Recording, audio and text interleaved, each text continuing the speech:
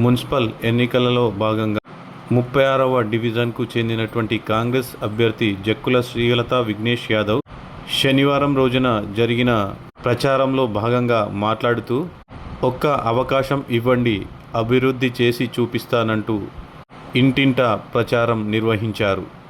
ఈ సందర్భంగా వారు మాట్లాడుతూ గత 20 సంవత్సరాలుగా ఒకే పార్టీలో ఉంటూ ప్రజాసేవకే అంకితం అయ్యానని అన్నారు.